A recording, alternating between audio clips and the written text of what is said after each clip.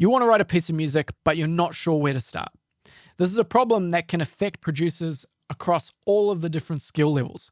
Finding the techniques or the workflows or even the inspiration to get started on a piece of music can be difficult. In this video, I'm going to show you a few different techniques that you can use to start writing a piece of music. And make sure you get to the one at the end, because I think that one in particular is the real workflow hack. The first one I call the beat first technique.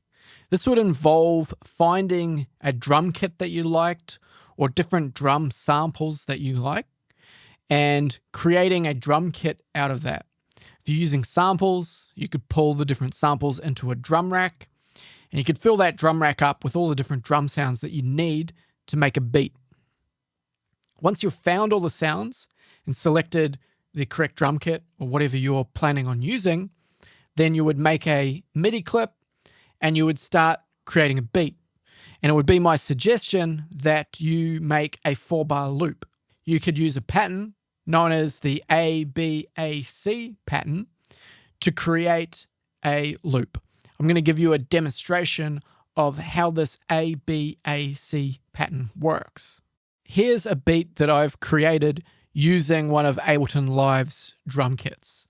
And you can see that I've got a 4-bar loop and I've labeled each different 1-bar clip. A, B, A, and C. And what this is representing are different drum patterns. This first drum pattern features a certain rhythm.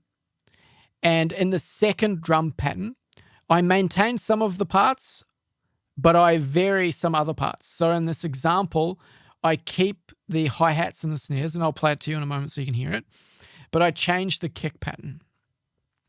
In the pattern that goes on the third bar, I repeat the first bar pattern, and then on the fourth bar, I completely change the pattern so it's different to both A and B. So let's have a listen to how that sounds.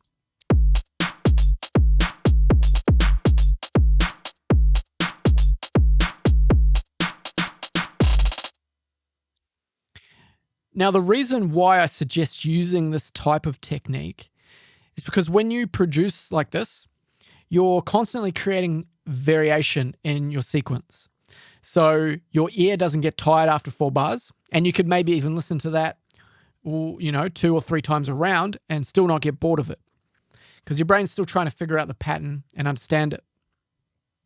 When you produce like this, not only is your drum pattern going to be interesting, but then when you make your bass line and you use the same principles, it's also going to have that variation changing over time. And then when you write your synths or your melodies, all of them are going to have these evolving rhythms and structures that constantly keep your ear excited and interested, so that your brain is constantly trying to figure out the patterns that are occurring, and you create a lot more depth and interest in your music.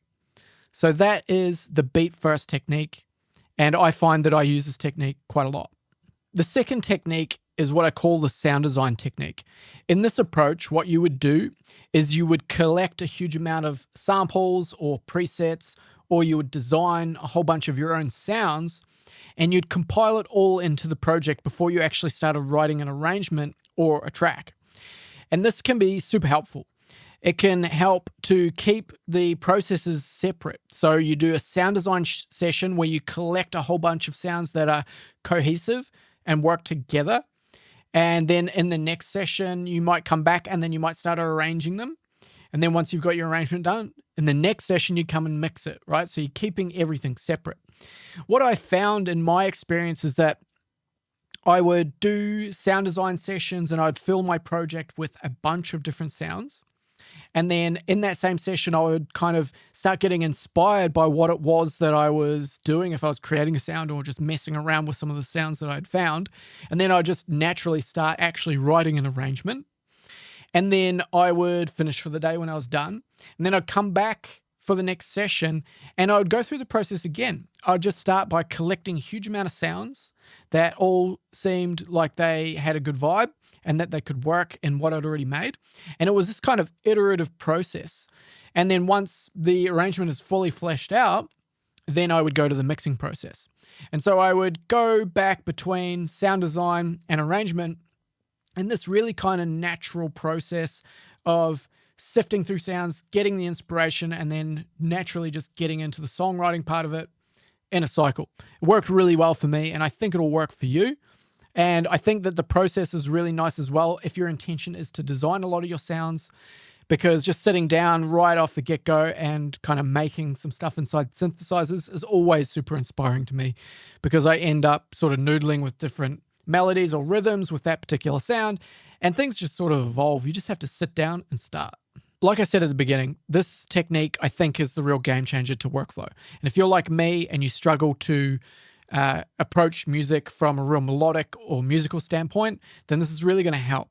So this is Scaler 2, and it's a plugin that helps you pick a key and a scale to work in, and then create chord progressions for your music. And so I'm going to demonstrate how it works and a little bit of the workflow that I go through to use it as a tool to start me in the songwriting process.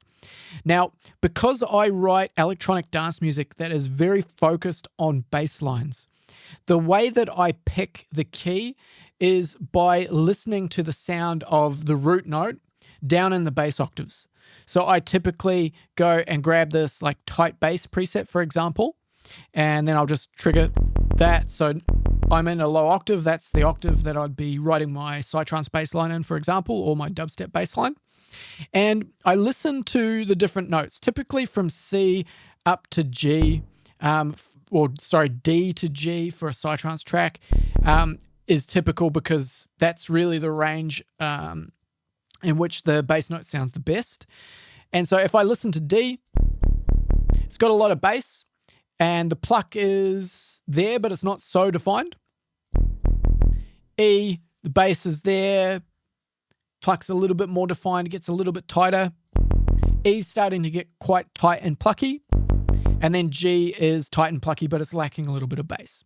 So I am, in this situation, going to pick F, because I like the pluck of the sound and the weight of the note in terms of the bass frequencies that's present. So F is the root note that I will pick. So next I'll come to scale, and I'll change this all notes over to be F, scale, or the key of F. And then under here, I can pick the scale, and I've got lots of different options, but I can also audition them here. So I could click on this to audition how the major scale sounds in F, right? So I'll just turn my monitors down a slight bit. And as we're listening to that, we can hear all the different notes in sequence, and we can hear how the notes kind of make us feel, and we can compare it to the other scales, and we can pick a scale that kind of illustrates the emotion that we want to express in our track.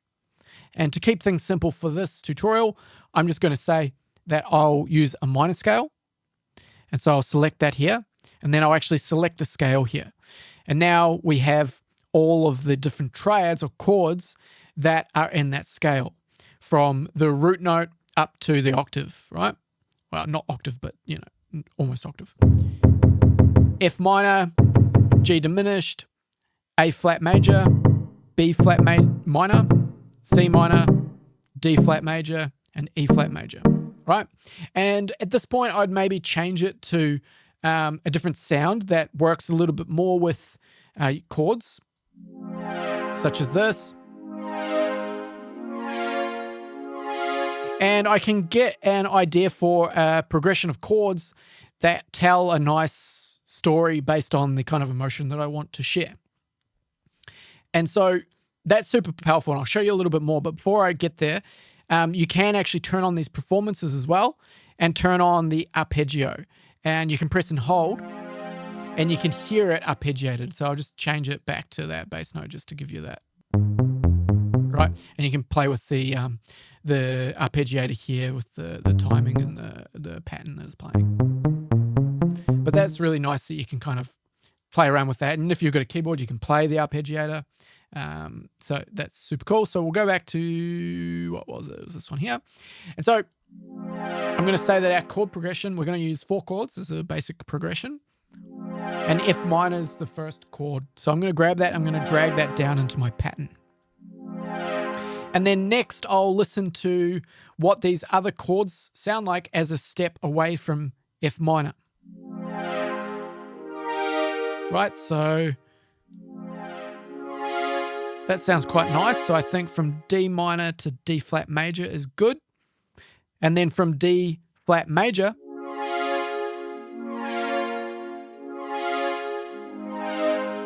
that sounds like a good step.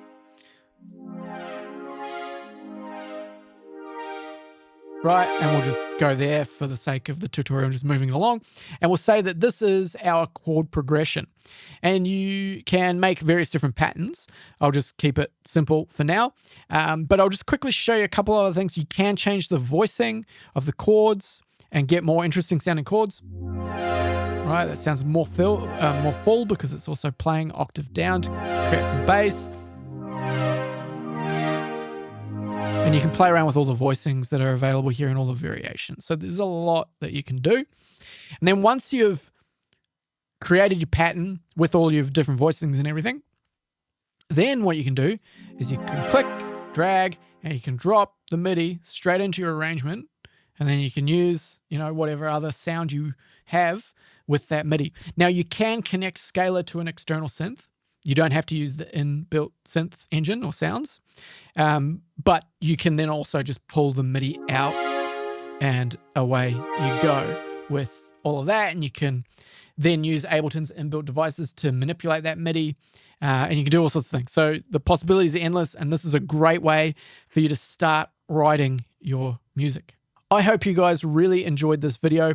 It can be difficult and intimidating starting a track with an empty project, but hopefully with these techniques, you'll find a little bit of inspiration and you'll find the process much less intimidating and easier to get into. So thanks very much for watching. Thanks for your support, and I'll see you in another video.